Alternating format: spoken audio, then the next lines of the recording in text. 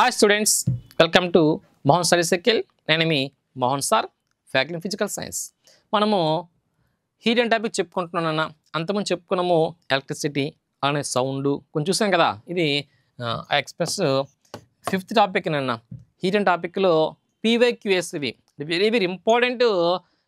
పీవైక్యూఎస్ previous year క్వశ్చన్లే అందులో most important అన్న. ప్లస్ ఈజియస్ట్ టాపిక్ ఇది, అందరికి తెలిసిందే. యాప్ ఆల్రెడీ కంటెంట్ ఆల్రెడీ వినే ఉంటారు కదా. సో కొంచెం ప్రాక్టీస్ చేయండి అన్న. ఓకే, హీట్ అండ్ టాపిక్ క్వశ్చన్కి వెళ్ళిపోదాం. Okay, so all of look at the question and right down అన్న. సో కొంచెం రాసుకుంటే బెటర్ అని అభిప్రాయం. కొంచెం మళ్ళీ వీడియో చూడలేరు కదా, కొంచెం రాయండి. What is the freezing point of water on kelvin scale అట. అర్థమైందా? కెల్విన్ స్కేల్లో నీటి యొక్క ఘనీభవన స్థానం ఎంత? We know very well this type of questions. What is the freezing point of water అట. అయితే మనకు తెలిసింది చూడండి, మనకు తెలిసింది ఎక్కువగా వాళ్ళు కేలు అడిగాడు. అసలు యాక్చువల్గా మనకు తెలిసింది ఏంటి? వాటర్ యొక్క ఫ్రీజింగ్ పాయింట్ అంటే ఎంత అవుద్ది? 0 degrees C. We know very well. కానీ ఇచ్చిందాడు 0 degree పదమే ఇవ్వలేదు అక్కడ. కనుక మనం మార్చుకోవాలి. కనుక తెలుసు మనకి. మరి 0 degrees C అనగా కేలో ఎంత అన్నా? So 273K. 273 పాయింట్ ఇంకా వేసుకుంటే 15K అంటాం. మరి అది ఎఫ్లో ఇస్తే ఆన్సర్ ఏంటి? కేలో ఇస్తే ఆన్సర్ కదా, ఎఫ్లో ఇస్తే ఆన్సర్ ఏంటి? సో 32 degrees ఎఫ్ అని చెప్తాం. So you know very well అన్న. So what is the freezing point of water అంటే సో 0 degrees చెప్తాము. కెల్విన్లో ఆన్సర్ కావాలి కనుక 273. ఎగ్జాక్ట్ అయితే 273.15 చెప్తాము. సో 32 degrees ఎఫ్ చెప్తాము. ఏమి ఇచ్చాడన్నా? సో 273.15 ఇచ్చాడా? సో ఆప్షన్ డి ఇచ్చాడు కదా, అది రైట్ ఆన్సర్. అది ఫస్ట్ మీకు కన్వర్షన్ తెలియాలా. ఆల్రెడీ చెప్పుకున్నాము కన్వర్షన్ అన్న. What the relation between C F K ఉంది కదా. సో సికి ఎఫ్కి కేకి మధ్య ఫస్ట్ సంబంధం తెలియాలి మీకు. సంబంధము రిలేషన్ ఏంటి అంటే అందరికి వచ్చి అనుకుంటున్నవి.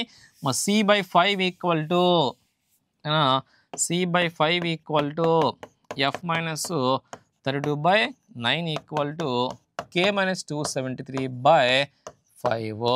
ఇది basic relation. We know very well.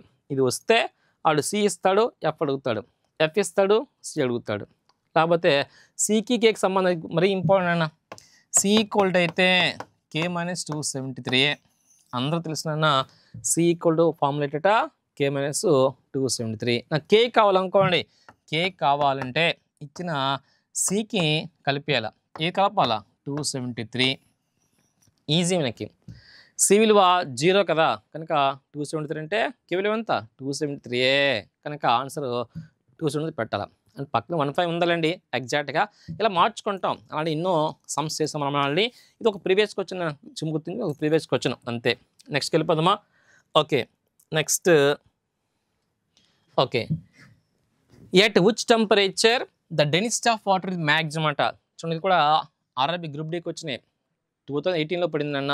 ఇలాంటి ఒక 18 కాదు, అక్కడ ఇచ్చింది ఒకటి ఇచ్చాం, కానీ ఫ్రీక్వెంట్లీ అడుగుతున్నాకు వచ్చినాం. ఫ్రీక్వెంట్లీ ఆస్క్ వచ్చును, దిస్ క్వశ్చన్స్ ఆల్సో. ఏంటికి వచ్చినట్ట? It which temperature the density of water maximum అట. నీటికి ఏ ఉష్ణోగ్రత వద్ద గరిష్ట సాంద్రత ఉంటుంది అడుగుతున్నాడు. నీటి సాంద్రత ఏ ఉష్ణోగ్రత వద్ద గరిష్టంగా ఉంటుంది? ఏదైనా ఒకటే కదా. ఫస్ట్ మీకు తెలియాలి నీటి యొక్క అసంగతి వ్యాకోచం, నీటి యొక్క వింత ప్రవర్తన. Do you know uneven expansion of water చెప్పుకున్నాం ఆల్రెడీ. సో నీటి యొక్క వింత ప్రవర్తన అంటే లేదు నాన్న. 0 degrees C నుండి నీటి ఉష్ణోగ్రత పెంచుతున్నాం. ఏ సబ్స్టెన్స్ అయినా ఉష్ణోగ్రత పెరిగితే మోది ఎక్స్పెండ్ అవుద్ది, కానీ రివర్స్ తెలుసా? అది ఎంతవరకు? 4 వరకే. నీటి ఉష్ణోగ్రతను 0 degrees C నుండి 4 degrees C వరకు పెంచితే యాక్చువల్ ఏమవ్వాలి? అది వ్యాకోచించాలి, గరిష్టం అవ్వాలి పరిమాణం, కానీ తగ్గిపోతుందన్న. ఇక్కడ పరిమాణము తక్కువ ఉంటుందట, కనిష్టం ఉంటుంది వాల్యూమ్ అనేది. నా వి కనిష్టం ఇక్కడ వి గరిష్టంగా ఉంటుందట, గరిష్టంగా ఉంటుంది. ఏంటన్నా వి అంటే వాల్యూమ్. మరి వాల్యూమ్కి క్వైట్ డిఫరెన్సే డెన్సిటీ. డెన్సిటీ అంటే ఏంటి? సో డెన్సిటీ అంటే D equal to mass by volume అన్నా. వాల్యూమ్కి రివర్స్ ఉంటుందట డెన్సిటీ చెప్పాలి. వాల్యూమ్ ఎక్కువ ఉందనుకో డెన్సిటీ తక్కువ ఉంటుంది. ఇక్కడ వాల్యూమ్ ఎక్కువ ఉందా, డెన్సిటీ తక్కువ ఉంటుంది. కనిష్టం ఉందా, ఇక్కడ డెన్సిటీ ఎక్కువ అని చెప్పాలా. డి ఎక్కువ, డి మ్యాక్సిమము, డి మ్యాక్సిమం ఎక్కడ 4 degrees. మళ్ళీ వచ్చింది ఇబ్బంది, ఇక్కడ 4 ఇచ్చాడా లేదే, మరి 4 నియమించాడు, కేలో ఇచ్చాడు, మార్చుకో చెప్పాను కదా. So K equal to C plus 273 వేసే కదా, 273.15 వేసే నీ ఇష్టమే. సో డి ఎక్కడ ఎక్కువట, 4 వద్ద ఎక్కువ ఉంటుంది అన్న. ఎక్కడైతే ఘనపరిమాణం తక్కువగా ఉంటుందో అక్కడ మాత్రము డెన్సిటీ ఎక్కువ అని చెప్పాలి, డెన్సిటీ ఎక్కువ ఉంటుందట. మరి సి 4 కదా, 4 + 273 అంటే ఎంత వస్తుందన్న. సో 277 ఉందా ఆల్రెడీ. 244 273 అని ఉన్నాయి కదా. సో సింపుల్ ఆన్సరే, నీకు తెలియాల్సింది కాకపోతే ఇది తెలియాలి అంతే. సో వాల్యూమ్ ఎక్కడ ఎక్కువ అంటే 0 వద్ద, అక్కడ డెన్సిటీ తక్కువ అని చెప్పాలా. డి తక్కువ ఇక్కడ ఉంటుంది అన్న, గుర్తుంచుకోవాలా, కన్ఫ్యూజ్ అవ్వద్దు అన్న. సో ఐస్ అంటాం కదా, ఐస్ డెన్సిటీ తక్కువ ఉంటే గుర్తుంచుకోండి, ఐస్ డెన్సిటీ తక్కువ ఉంటుందట దేంతో పోల్చుకుంటే, వాటర్తో పోల్చుకుంటే. అందుకే ice is floats on the water అట. మంచు మొక్కలు నీటిపైన తేలుతాయినన్న. కారణం ఏంటట, కారణం ఇదే కారణము. సో మంచు తేలుతుంది నీటిపైన, కారణం ఏంటి, మంచు డెన్సిటీ తక్కువగా ఉంటుంది దేంతో పోల్చుకుంటే, వాటర్తో పోల్చి చెప్పాలి. ఓకే, అవన్నీ నెక్స్ట్ మనకి టాపిక్లో వచ్చాయి. ఇక్కడ ఈ క్వశ్చన్ కాన్సెప్ట్ అట, నీటి సాంద్రత ఎట్ ఉచ్ టెంపరేచరు గరిష్టం అన్నాడన్న. ఎట్ ఉచ్ టెంపరేచర్ అంటే 4 చెప్పాలి. 4 అంటే కెల్విన్ అని చెప్తామంట, 270 చెప్పాలి. క్లియర్. ఓకే, నెక్స్ట్ క్వశ్చన్ వెళ్ళిపోతానన్నా. సో నెక్స్ట్ ఓకే, మళ్ళీ ఇచ్చాడు సేమ్ క్వశ్చన్ అన్న. ఆ క్వశ్చన్ వేరు, ఈ క్వశ్చన్ వేరు, కానీ సేమ్ క్వశ్చనే. At which temperature will be water density maximum అంట. క్వశ్చన్ మారింది నాన్న. నీటి సాంద్రత ఏ ఉష్ణోగ్రత వద్ద గరిష్టంగా ఉంటుంది అంటే ఇంపార్టెంట్ క్వశ్చన్, అలా అడిగింది అన్నమాట. కాకపోతే ఏమి ఇచ్చాడు అక్కడ, డైరెక్ట్గా ఇచ్చాడు. 0 degrees, 4 degrees, 39, 100. ఇప్పుడు చెప్పుకున్నాం కదా, అట్ 4 degrees 0 వద్ద ఏమి ఎక్కువ ఉంటుంది, వి మ్యాక్సిమం ఉంటుంది. ఇక్కడ వి మ్యాక్సిమం ఉంటుంది అట 0 వద్ద. 4 వద్ద వి మినిమం అని చెప్పుకున్నాం. ఎక్కడైతే వి మినిమం ఉంటుందో అక్కడ డి మ్యాక్సిమం ఉంటుంది, డి మ్యాక్సిమం ఉంటుందట. సో వి మ్యాక్సిమం ఉంటుంది కదా, డి ఎలా ఉంటుంది, మినిమం అని చెప్పాలి. క్లియర్ నాన్న. సో 4 degrees సి అన్న ఆన్సర్. 4 degrees సి వద్ద డి ఎక్కువగా ఉంటుంది చెప్పాలి. డి అంటే డెన్సిటీ అన్న, వి అంటే వాల్యూమ్. ఓకేనా, డైరెక్ట్గా answer 4 degrees Celsius answer. Clear. అక్కడ అదే క్వశ్చన్, ఇక్కడ కాకపోతే ఆప్షన్లు మార్చాను, నేను మార్చట్లేదు నాన్న. ఇవన్నీ ప్రీవియస్ క్వశ్చన్లే, కాల్ చెక్ చేసుకోండి. ఇవన్నీ ప్రీవియస్ క్వశ్చన్లే, PYQS అంటాం కదా, అవి క్వశ్చన్లు అనమాట. ఓకే, నెక్స్ట్ వెళ్ళిపోదామా. ఓకే, నోట్ చేసుకుని ఫస్ట్ క్వశ్చన్ నోట్ చేయాలి మీరు. The normal temperature of the human body is dash. Simple క్వశ్చన్లే. రైలు అనగానే IIT లెవెల్ ఇవ్వడు కదా, పాలిసెట్ నో, IIT అసలు నో. ఇవన్నీ సింపుల్ క్వశ్చన్లు అన్న. మ్యాక్సిమం కొంత అవగాహన ఉంటే చాలు మీకు, 4 or 5 బిట్స్ ఇది వచ్చేస్తాయి ఈజీ కనుక. సో మానవ శరీర సాధారణ ఉష్ణోగ్రత ఎంత, మానవ శరీర సాధారణ ఉష్ణోగ్రత ఎంత అడుగుతున్నాడు. What is a healthy human being temperature చెప్పుకున్నాం, వీ నో వెరీ వెల్. మన టెంపరేచర్ ఎంత. సో యాక్చువల్ అందరూ తెలిసింది 98.4 degrees F తెలుసు, వీ నో. అడిగింది ఇచ్చాడా, 98.6 ఇచ్చాడు నాన్న. సో అప్రాక్సిమేట్ రేట్ ఏనండి, 98.6 ఇచ్చాడు. సెల్సియసా ఫారెన్హీటా. సో గుర్తుంచుకోవాలన్నా, ఫారెన్హీట్. 98.4 degrees ఫారెన్హీట్ అన్నా. మరి సీలో ఎంత ఉంటుంది తెలుసు మనకి, 37, 36.9 ఇస్తాడు. యాక్చువల్గా 37 అంటాం. మరి కెల్విన్లో ఎంత, దీనికి కలపాలి 273. ఇప్పుడు 37 అనుకోండి. సో ఇంచుమించు 310 కెల్విన్ ఉంటుందట మన టెంపరేచరే. ఎవరి టెంపరేచర్, హ్యూమన్ టెంపరేచరు ఆరోగ్యంగా ఉంటే. ఇది వెళ్ళడానికి వచ్చిన సో వెరీ ఇంపార్టెంట్, అందరికి రావాలా. సో సీలో ఎంత 37, 37 లేదా 30.9. ఎఫ్లో ఎంత 98.4 చెప్పాలి. కెల్విన్లో ఎంత 310 కేలు చెప్పాలి. ఎక్కడ మన టెంపరేచర్ అన్న. But do you no room temperature, అందరూ తెలిసి చెప్పుకున్నాం మనం, క్వశ్చన్ చెప్పుకున్నామా. రూమ్ టెంపరేచర్ అంటే ఎంత నోట్ చేసుకో. రూమ్ టెంపరేచర్ అంటే అట్ 25 degrees సిని రూమ్ టెంపరేచర్ అన్నాం. సీలో ఎఫ్లో ఎంత చెప్పాం, 77 degrees ఎఫ్ అని చెప్పుకున్నాము. మరి కేలో ఎంత, దీన్ని కలిపేయడమే 273. సో 298 కే అని చెప్పుకున్నాం. ఇది గది ఉష్ణోగ్రత. ఏ ఉష్ణోగ్రత? గది ఉష్ణోగ్రత అంటే ఇది నన్న మన టెంపరేచర్ అనుకోండి, ఇది ఈ 3. ఇదే టెంపరేచరు రూమ్ టెంపరేచర్ అన్న గది ఉష్ణోగ్రత 25 అయితే 27 అయితే మనం మారుతుంది, 300 అయిపోద్ది. అప్పుడు 27 ఆర్ 25, ఎక్కువ 25 ఇస్తానన్నా 25, 77, 290 ఇవన్నీ మనం చేసాం, ఆల్రెడీ సమ్స్ కూడా చేసాము. మనం యాప్లో చూడడానికి కాకపోతే ఓకేనా. నెక్స్ట్కి వెళ్దాం, నోట్ చేసుకుని కాకపోతే 0 degree centigrade is equal to how many degrees of Fahrenheit అట. సో మనకి అడుగుతున్నాడన్నా 0 డిగ్రీ సెంటిగ్రేడ్ అనేది ఎన్ని డిగ్రీల ఫారెన్హీట్కు సమానము. 0 degree centigrade is equal to how many degrees of Fahrenheit. We know very well relation between C F K, అంతే కదా. సెంటిగ్రేడ్లో 0 degree C అంటే ఫారెన్హీట్ ఎంత అని చెప్పుకున్నాము, 32 degrees F అని చెప్పుకున్నాము. కెల్విన్ ఎంత అని చెప్పుకున్నాము, 273 K అని చెప్పుకున్నాము. వీ నో వెరీ వెల్ కదా. మరి ఏమి ఇచ్చాడు, ఎఫ్ఏ కావాలి, ఇచ్చాడా? ఏ బ్యాస్ యా డియా? డైరెక్ట్గా ఉంది, డి క్వశ్చను. దీని ఎంత ఈజీగా ఇచ్చాడంటే ఇవన్నీ ప్రీవియస్ క్వశ్చన్లే, కాల్ చూసుకోండి. ఆర్ఆర్బి గ్రూప్ డి 2018లో ఇచ్చిందట. స్విఫ్ట్ కూడా రాశారు మేడం గారు. అంటే అన్నీ ఇవ్వలేదు, సేమ్ క్వశ్చన్లు కొంత తప్పించాం. ఇందాక వచ్చిందా, సేమ్ క్వశ్చన్ వస్తుంటాయి. అంటే మీకు అర్థం కావడానికి అన్ని ఈజియెస్ట్ క్వశ్చన్లే, కాదు కొంత అవగాహన ఉండాలి. ఇది కూడా రాని వాళ్ళు చాలామంది ఉన్నారు నాన్న. సో ఇలాంటి క్వశ్చన్ ఇస్తున్నాడు, మరి ఈ కష్టంగా ప్రిపేర్ అవ్వకలేదేమి, ఐఐటి కాదు కదా. ఓకేనా. ఇది 0 degree C అన్నా 32 degree F అన్నా 270 K అన్నా ఒక్కటే.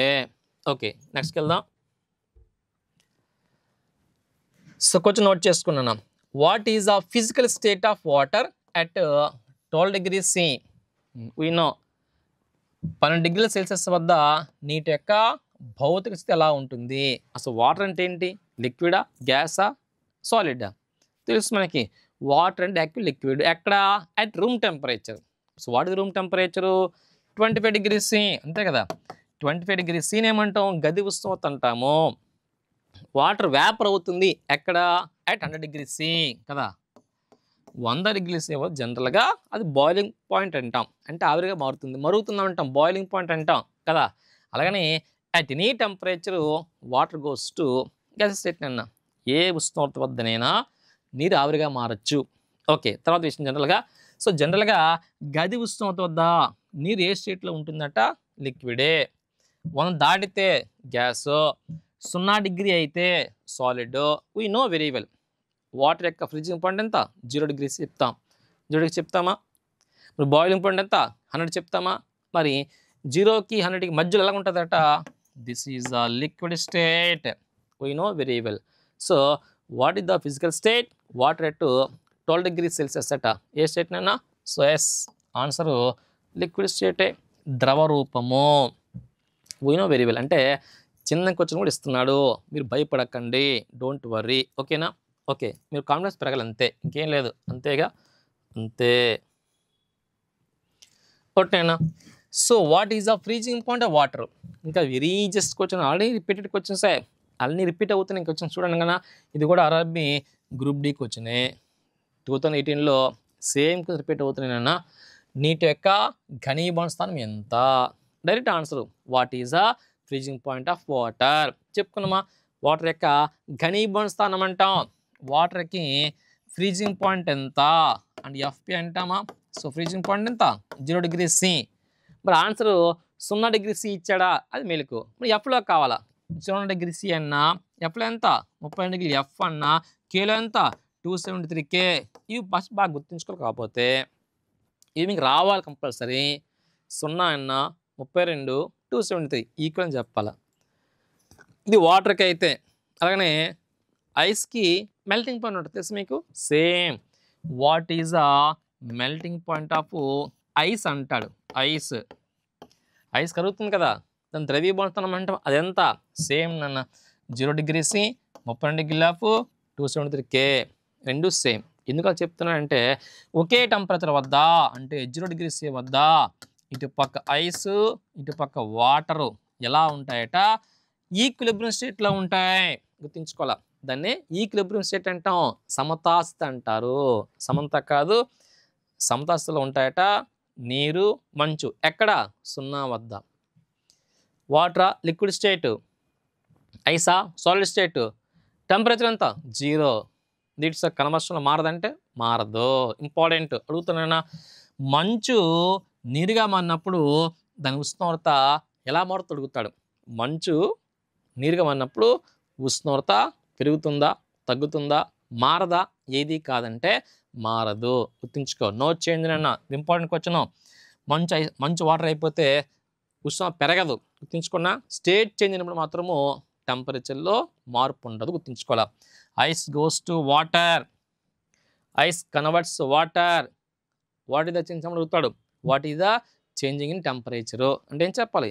నో చేంజ్ చెప్పాలి. ఉష్ణోగ్రత మారదు. ఎందుకంటే 0 వద్ద కన్వర్షన్ అవుతుందన్న దాన్ని దాటి తర్వాత విషయం అది. కానీ ఐస్ వాటర్గా మారినప్పుడు మాత్రము ఉష్ణోగ్రతలో మార్పు ఉండదు. వెరీ వెరీ ఇంపార్టెంట్ క్వశ్చన్ అది. ఇందులో ఇవ్వలేదు రండి, చూద్దాం. ఇచ్చాడేమో. నెక్స్ట్ వెళ్ళిపోతామా? Next, which are the following bad conductor of heat అట. సింపుల్గా వచ్చిందన్న. ఈ కింద మంటలో చెడు ఉష్ణవాహకం ఇది. చెడు అంటే మంచిది కాదని అర్థం. అంటే ఉష్ణ బంధకం అంతే కదా. ఉష్ణ బంధం కావాలా. Which are the following a bad conductor of heat అట. హీట్కి బ్యాడ్ అవరు మనం చెప్పుకున్నాం. ఎలక్ట్రిసిటీకి బ్యాడ్ ఉంటారు, గుడ్ ఉంటారు. బెస్ట్ ఉంటారా? అలాగనే హీట్కి కూడా గుడ్ కండక్టర్స్ ఉంటారు అనే బ్యాడ్ ఉంటారు. ఆల్ మెటల్స్ అయితే గుడ్ కండక్టర్సే. బ్యాడ్ కావాలి. మరి వుడ్డా, డైమండా, వాటరా, మైకా? డైమండ్ గుండా కూడా కొంచెం ఉష్ణం వెళ్తుంది. ఎలక్ట్రిసిటీలో బెస్ట్ బ్యాడ్ కండక్టర్ అంటే ఏం చెప్పాలి? డైమండ్, వజ్రం. కానీ ఇక్కడ మాత్రం ఆన్సర్ కలపనన్న. కలప కాలిపోతే తప్పించి దాని గుండా ఉష్ణం వెళ్దు. అది బర్న్ అయిపోతుంది అంతే. దాని గుండా హీట్ వెళ్దనన్న. మనకు కూడా హీట్ వెళ్దు. మనం కలిపోతాం అంతే. మనము ఉష్ణ బంధకాలమే. కానీ విద్యుత్ వాహకాలం తెలుసా? విద్యుత్ వేరు, ఉష్ణ వేరు. గుర్తించుకోనన్నా. ఇక్కడ which is the following bad conductor heat అంటే ఆన్సర్ ఏం చెప్పాలా? వుడ్ చెప్పాలి. గుర్తించుకున్నాం. ఆన్సర్ ఏంటంట? వుడ్ చెప్పాలి. ఇది కూడా అరబిక్ వచ్చినాయి. డైమండ్ కాదు, ఎక్కువ డైమండ్ పెడతారు. ఎందుకంటే అత్యుత్తమ విద్యుత్ బంధకం అంటే ఎలక్ట్రిసిటీలో బ్యాడ్ కండక్టర్ అంటే ఆన్సర్ డైమండే. కానీ ఇక్కడ మాత్రం వుడ్ పెట్టాలి. గుర్తించుకో. నెక్స్ట్ వెళ్ళిపోదాం. Which of these very good conductor of electricity. ఎలక్ట్రిసిటీలో వచ్చింది bit. Which is these is a very good conductor of electricity అట. ఇప్పుడు ఎలక్ట్రిసిటీ ఇచ్చాడు. సో విద్యుత్ వాహకంలో మంచిది అడిగాడు. మైకా, బ్యాక్లైటు, గ్రాఫైటు, ట్రయర్. తెలిసిందే ఒకటి. మైకా కాదు, బ్యాక్లైట్ అంటే ప్లాస్టిక్ కదా. ప్లాస్టిక్లన్నీ కూడా ఇన్సులేటర్స్ చెప్పాలా. ప్లాస్టిక్ కూడా ఇన్సులేటర్సే. డ్రై ఎయిరా, పొడిగాలి కూడా విద్యుత్ బంధకం. అవి కూడా బంధకం. మైకా అంటే అది బంధకమే. ఏది కరెక్ట్? గ్రాఫైట్. గ్రాఫైట్ అంటే ఏంటి? కార్బనే. గ్రాఫైట్లో ఏ మూలకం ఉంటుంది? కార్బనే. డైమండ్లో ఏ మూలకం ఉంటుంది? కార్బనే. డైమండ్ బంధకము, గ్రాఫైట్ వాహకం చెప్పాలి. గ్రాఫైట్ ఏంటి? వాహకం చెప్పాలి. ఓకే. నెక్స్ట్ ఓకేనా. Which of the following is not a conductor of electricity అట. ఓకే, కొన్ని క్వశ్చన్లు వచ్చాయి. నో ప్రాబ్లం అన్న. ఈ కింద మాటలో విద్యుత్ వాహకము కానిది అడుగుతున్నాడు. ఏది కదట? Which of the following not a conductor of electricity అట. సిరామిక్కా, అల్యూమినియమా, టంగస్టనా, నికెలా? చూడండి, ఈజీ క్వశ్చన్ అన్న. ఇవన్నీ మెటల్సే. All metals are used as a good conductors అన్న. We know very well all metals are act as a good conductors of electricity and heat is also. Heat కూడా కండక్టర్సే metals. Ceramic అంటే ఏంటి?